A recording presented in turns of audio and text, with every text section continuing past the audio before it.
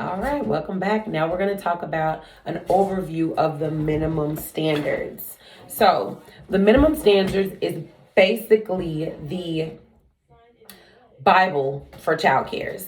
For Texas, it is the Bible for child cares. The minimum standards are just that. They are minimum standards. They tell us what you have to at least have, but that's the least. We want to go above and beyond what minimum standard says. So let's jump right into it.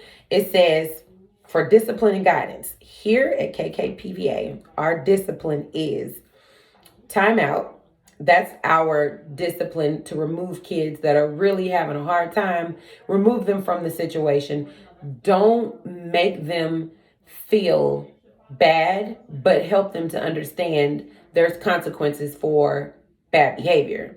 So that's why you're in timeout. That's why you can't play with your friends. We never want to do that. We don't want to discourage the kids. We want to encourage them to make the right choices. So if little Johnny is acting up and they're all in this area, say, all right, Johnny, I've already gave you a warning and you're continuing to do this, this, and that. So I'm going to have you to come sit over here and I want you to come write your name and tell me why you're so upset. Redirect him. You do need to put him in timeout, especially if he's causing any harm to himself or anybody around him. You need to remove him from the situation, but you don't want to make him feel like a criminal.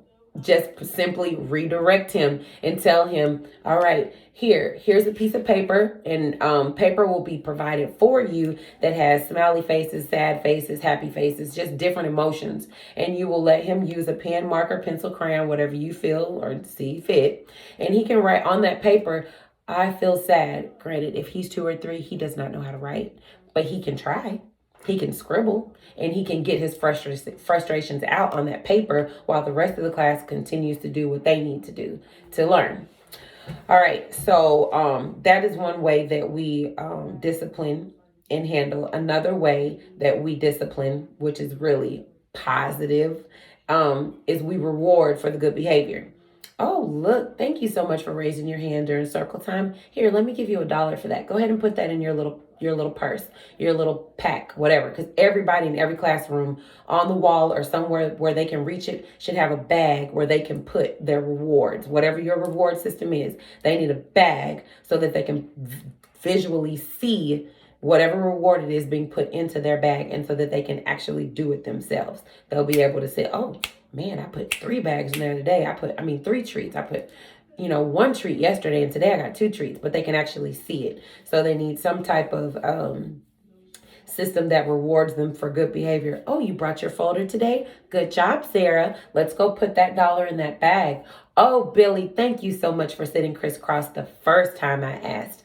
Let me see. That was Billy, Sarah, and Jane. All 3 of them put their feet in crisscross applesauce as soon as I said it. Let me give each one of them $1. And what that's going to do, without you making everybody else feel bad, it's going to make them feel good. It's going to make the others line up, because now they know, man, if I would have said it in crisscross applesauce as soon as teacher said it, I would have got $1 too. And you let them know, okay, I'm going to try again later today. So let's see who's using their listening ears to hear the next time I tell you guys to say crisscross applesauce.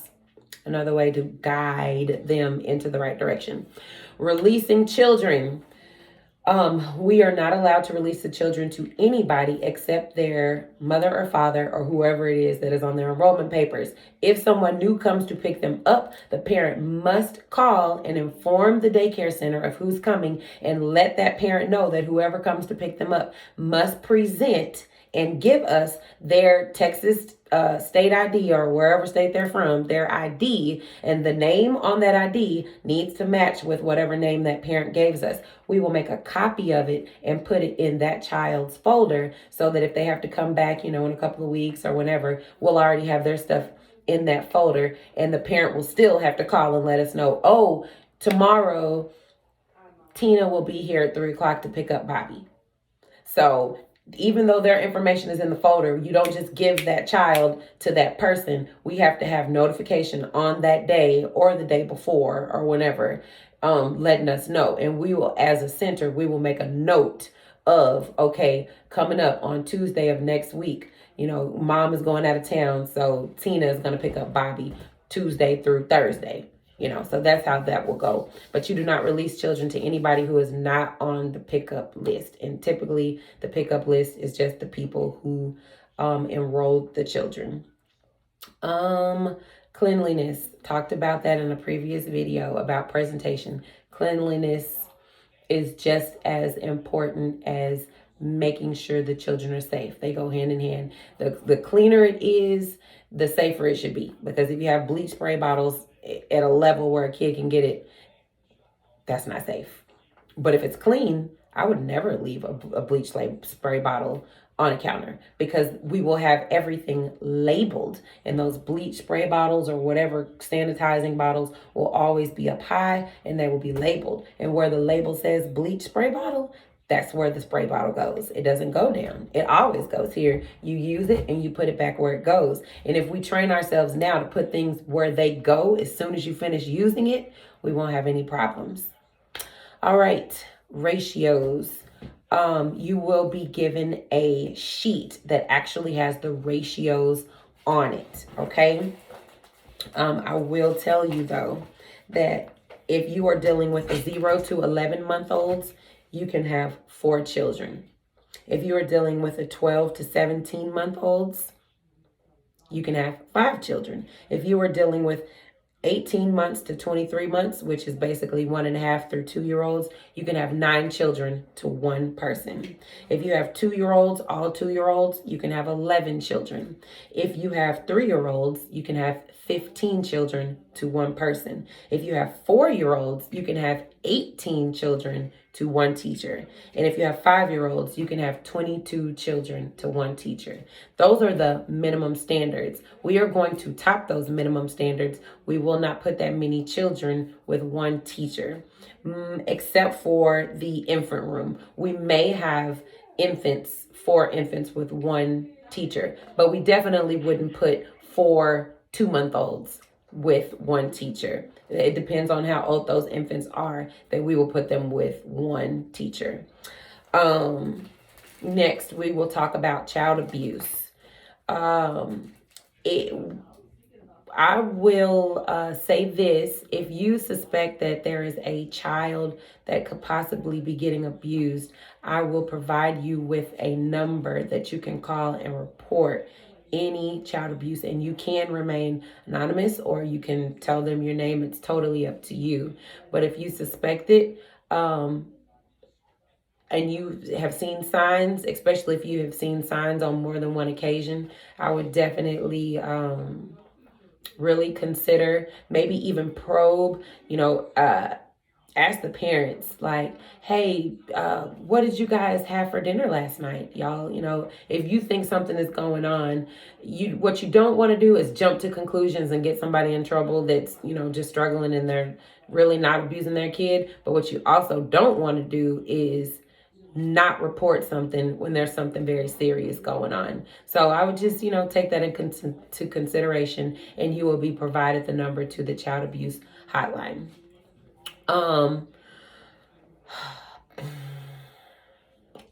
Emergency situations at our school. When we have a fire, we have 2 main exits. We have the front door and we have the back door. The back door will lead to our playground area. The front door does lead to a lot of space, a lot of different other places that we can relocate to. But if we are leaving out of the front door, we would all leave out of the front door, and we could go to City Trends or we could go to Metro PCS. Out of the back door, if there's no fire or anything dangerous going out of the back door, we will go straight to our playground facility that is behind the daycare, out of the back door, inside of the gated area. If there was a tornado, we will all meet in the infant area, because that is the place where there are no windows.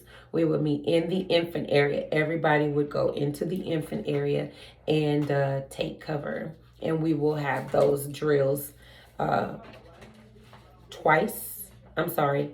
times a year. Quarterly, we will have tornado drills quarterly. Our fire drills will be monthly.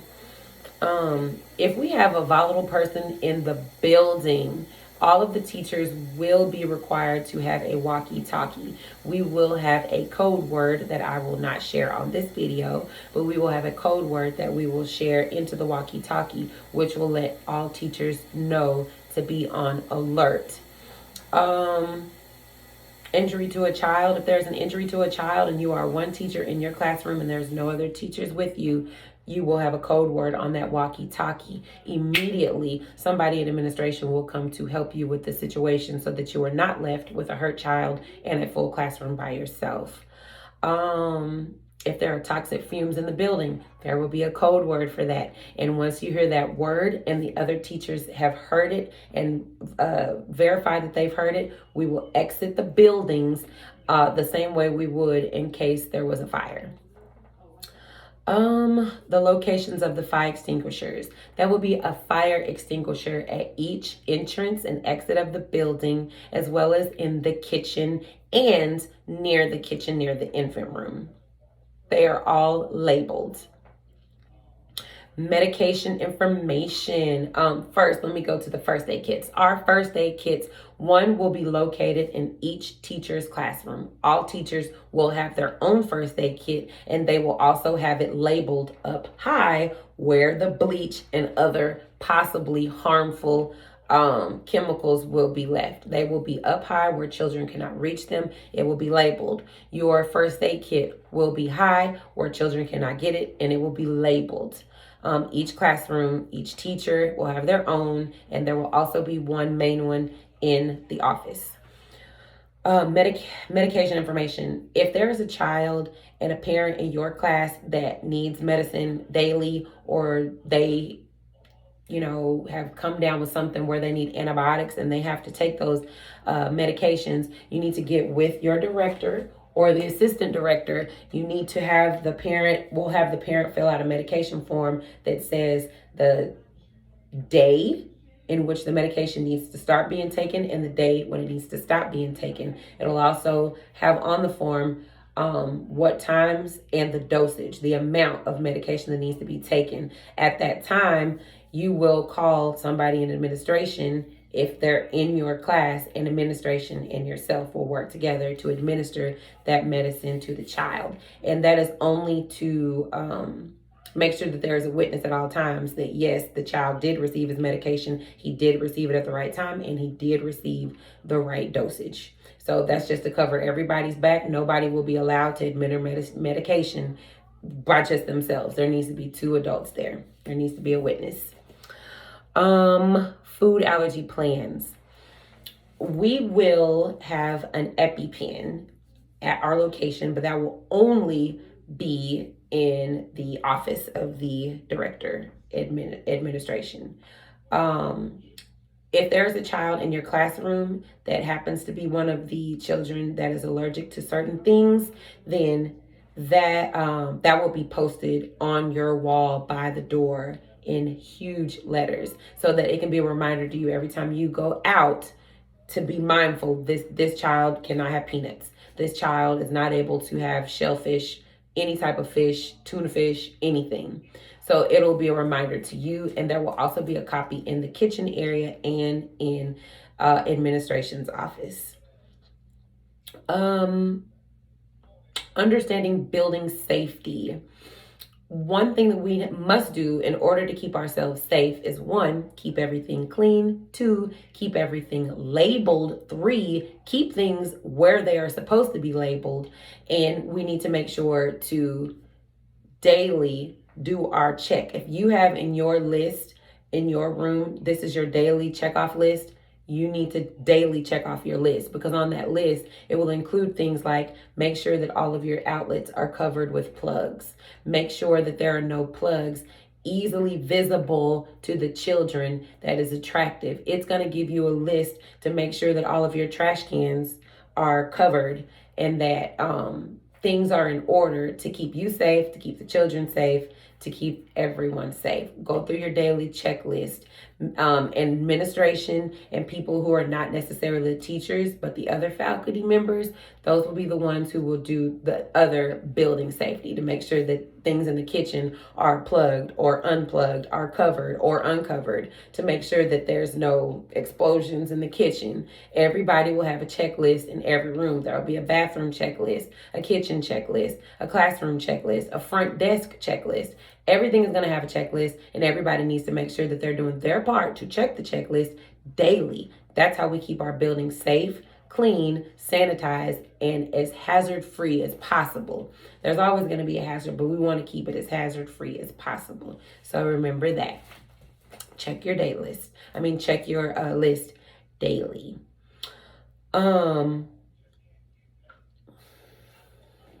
Disposing hazardous materials. Hopefully we won't have a lot of glass things or things that can break or things that can be hazardous, but we will have a hazardous, which is one of those red boxes that has like the danger sign on it. That's going to be posted near administration. And if you have like, for whatever reason, you brought something glass from home and it broke, or you brought something, a glass, for your drink and it broke, you get that up and please put it in the hazard bin so that those glass jagged edges are not anywhere near the children. I don't want them in the trash cans in the classrooms, because the trash cans could fall over and then the glass will be exposed to the children. So anything sharp with sharp edges needs to be disposed of in the hazard bin. Please and thank you. Always, always, always wear gloves if you're dealing with any bodily fluids.